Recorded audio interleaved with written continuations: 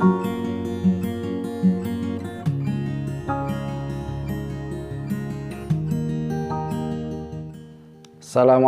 warahmatullahi ta'ala wabarakatuh.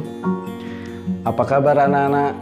Semoga kalian sehat selalu dan selalu dalam lindungan Allah Subhanahu wa Ta'ala.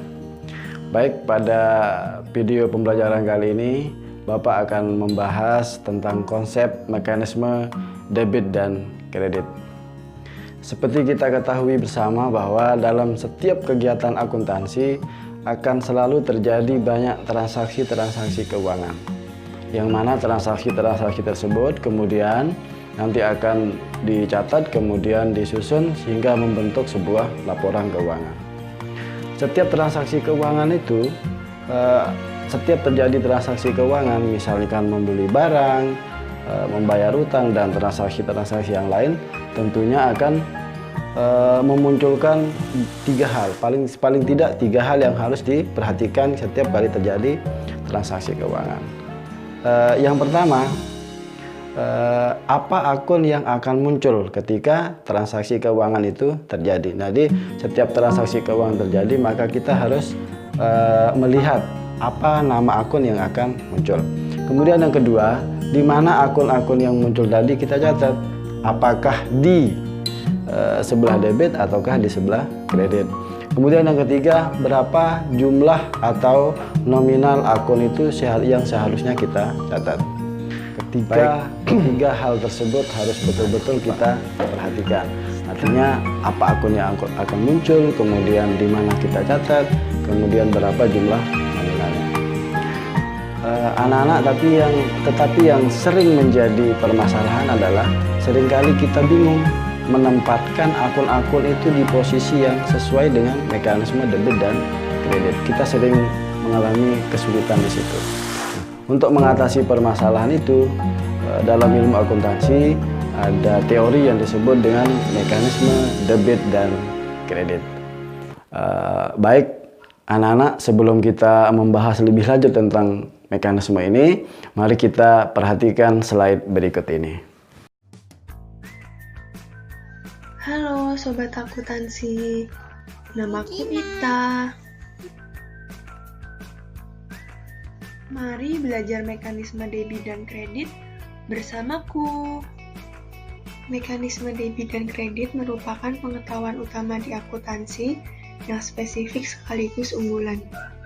Setidaknya sudah 500 tahun mekanisme ini diterapkan di akuntansi dan masih akan terus digunakan. Lalu, apa itu debit dan kredit? Banyak buku teks menyatakan bahwa debit bermakna kiri, sedangkan kredit bermakna kanan. Mekanisme ini merupakan konsekuensi dari penerapan persamaan aljabar yang terdiri dari sisi kiri dan sisi kanan.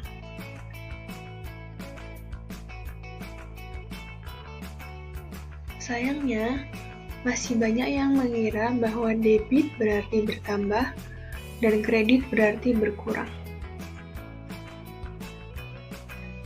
Mekanisme debit dan kredit digunakan untuk mendokumentasikan setiap perubahan dana yang terjadi di elemen-elemen persamaan akuntansi. Ketentuan debit dan kredit untuk elemen aset, biaya, dan pengambilan pemilik yaitu bertambah dicatat di debit, sedangkan berkurang dicatat di kredit. Sedangkan ketentuan debit dan kredit untuk elemen liabilitas, ekuitas, dan penghasilan yaitu bertambah dicatat di kredit, sedangkan berkurang dicatat di debit. Baik, bagaimana anak-anak? Setelah kita melihat slide tadi, maka kita bisa lihat di sana bahwa setiap transaksi keuangan yang terjadi selalu akan menyebabkan salah satu atau dua atau beberapa akun akan bertambah atau juga akan berkurang. Baik, kalau kita lihat mekanisme tadi yang sudah Bapak tampilkan tadi, mungkin sepintas terlihat rumit, sepintas terlihat sulit. Tapi untuk menghindari kesulitan tadi, untuk mengatasi masalah tadi, Bapak sekarang akan kasih trik atau formula. Dengan formula ini, kalian akan lebih mudah paham, kalian akan lebih mudah mengingatnya, dan akan mengingatnya terus sampai kapanpun. Baik, tolong perhatikan jari Bapak. Mohon anak-anak fokus ke sini. Tolong perhatikan jari Bapak ini. Jari Bapak ada 5. Kalau kita kaitkan dengan akun utama tadi, 5 juga. Artinya anggaplah jari Bapak ini mewakili kelompok akun utama tadi. Untuk ibu jari kita umpamakan ini adalah aktiva atau harta. Kemudian telunjuk ini adalah utang, akun utang. Kemudian yang tengah akun modal. Kemudian yang ini akun pendapatan. Sedangkan yang terakhir adalah akun beban. Nah, yang 5 ini sekarang kita lipat, sama-sama lipat 3 jari kita. Nah, untuk yang berdiri ini perlakuannya sama. Mekanisme yang harus diperlakukan untuk kedua akun ini sama. Sedangkan untuk yang dilipat ini juga memiliki perlakuan yang sama. Baik, tadi ini adalah aktiva, sedangkan ini adalah beban. Beban dan aktiva sama-sama berdiri, maka ini otomatis perlakuan untuk kedua akun ini adalah sama. Artinya, ketika yang 2 ini bertambah, maka posisinya di debit. Sedangkan ketika dia berkurang, maka posisinya di kredit. Sedangkan yang 3, ini adalah akun utang, modal, dan pendapatan. Perlakuannya juga sama. Artinya ketika dia bertambah, kita taruh di kredit. Sedangkan ketika dia berkurang, kita taruh di debit. Ya. Nah, sekali lagi, untuk yang berdiri perlakuannya sama, sedangkan untuk yang dilipat ini, jari 3 Bapak yang dilipat ini perlakuannya berbeda dengan yang berdiri ketika dia bertambah dan ketika dia berkurang. Demikian video pembelajaran yang bisa Bapak sampaikan hari ini. Mudah-mudahan bermanfaat.